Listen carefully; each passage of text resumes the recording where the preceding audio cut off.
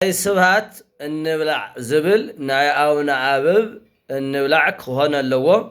ምክንያት ናይ ስብሃት ለይኮነስ ድሕሪ ስብሃት ዝበሃል በእንተ ኣውነ ኣበብ ኢልካ ዘይብላዕ እዩ እና እዚ ተኣዩተልና ኣውነ ኣበብ ያው 25 ጥቅምቲ ዋና በዓል ዕረፍቶም እዩ እና ኣብዚ ሰዓት እዚ ጎይታና መድሓኒና ኢየሱስ ክርስቶስ ኣብዚ ዕለትካ ኣብቲ በዓል ዕረፍትካ ኦ አምላከ አብብ መሃረኒ ኦ አምላከ አቢብ መሃረኒ ኦ አምላከ አቢብ መሃረኒ ኢሉ ዝጸለየ ክምሕረልኻ እየ ይብል። እዚ ምባል እንተዘይኽእሉ ደሞ ካብታ ቁራሽ እንጀራ ብስምካ ዝበልዐ ክምሕረልኻ እየ። ስለዚ ያው ሓደ ግዜ እዩ ዝብለለው ግን ቁራሽ እንጀራ ዝበልዐ ይብል ሰለስተ ግዜ ምዃኑ ጽቡቕ እዩ። ምክንያቱ ስብሃት ለአብ ስብሃት ለወልድ ስብሃት ለመንፈስ ቅዱስ ለአብ ምስጋና ለወልድ ምስጋና ለመንፈስ ቅዱስ ምስጋና ኢልካ ስለዚ ምስገን እግዚአብሔር ሰለስተ ግዜ ክኾን ኣለዎ ብስመ አብ ብስመ ወልድ ብስመ መንፈስ ቅዱስ ምንታን ክኸውን ማለት እዩ።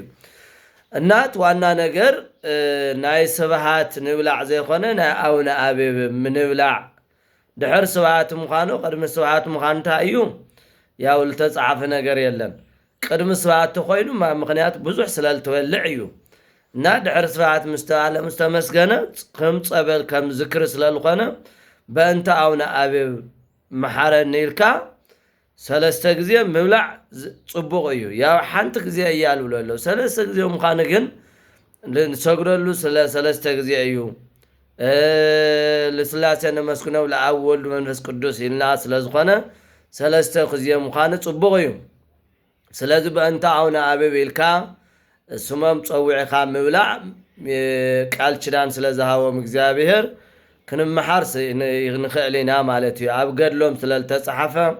ስለዚ በእንተ ኣውነ ኣበብ ኢልካ በእውነት ምብላዕ እዩ። ንባዕልካ ትበልዕስ ጽድቂ ክርስቶስ ኩሉ ግዜ ብልዑ ዘክሩ ክብል ከሎ ስም ፅዋዕ ጥራሕ ዝደሊ እግዚአብሔር እና ኩልኩም እና ስለ ኣውነ ኣበብ እና ድሕር ስብሃት ሕዝኳ ስብሃትም ንብለና ደ ንብል እንደዕን በልዕና በቃ እግዚአብሔር እውን ኣይነመስግንን ከም በቕልን ፈረስን ኮይና ዘለና ትቀደም ማዕዲ ግን ማዕዲ ትበልዕ ሞ ካብኡ ስብሃት ይበሃል። ድሕሪ ናይ ስብሃት ኢልካ ቁራሽ እንጀራ ትበልዕ ማለት እዩ ንሽተን ማለት እዩ እና ናይ ስብሃት ንብላዕ ዘይኮነ ክበሃል ዝግብኦ ናይ ኣውነ ኣበብ በእንተ ኣውነ ኣበብ ንብላዕ ኢልና ስሙም ክነስተኻኽሎ ይግባእ ማለት እዩ እና ጽቡቕ እዩ። እዚ ኣቦታትና ብእውነት ሃይማኖታዊ ስርዓት እዩ። እዚ ሃይማኖታዊ ስርዓት ሰሪዖም እና ስለዝኸዱ እዚ ደሞ ካብቲ ናይ ገድሉ ቃል ኪዳን ዘለዎ በእንተ ኣውነ ኣበብ ኢሎም እንጀራ ቆሪሶም ዝበልዕለው ቃል ኪዳን ንምርካብ እዩ። ስለዚ በተለይ 25 ጥቅምቲ ማለት እዩ በዓሉ ክንዝክር ይግበአና። ስለዚ ብዙሕ ግዜ ይሞት ልብል 3 ግዜ ልብለሎ 7 ግዜ ልብለሎ 10 ግዜ ልብለሎ ብዙሓት ግዜታት እዩ ሞይቱ ናይ ክርስቶስ ስቅለት እናስታወሰ እናዘከረ ብዙሕ ግዜ እዩ ተሳቂዩ እና ዝጻድቕ እዚ። ስለዚ ኩላትና ናይ ተጻድቕ በረከት ንክንሳተፍ ይግባእ። በእንተ ኣውነ ኣበብ ኢልና ክንበልዕ ይግባእ። እዚ ቃል ኪዳን እዩ። በልዕኹም ጽደቑ እኮ እዩ። እዚ እኮ ከብድ ነገር ኣይኮነን። ሓደ ድሕሪኡ ናይ ናስሒ እዩ ናይ ናስሒ ኣይኮነን። ናስሒ መን ሒዝልካ እና በእውነት ስብሃት እውን ከቀርየውሉ ስብሃት ክንብል ይግባእ። እግዚአብሔር ክነመስግን ይግባእ።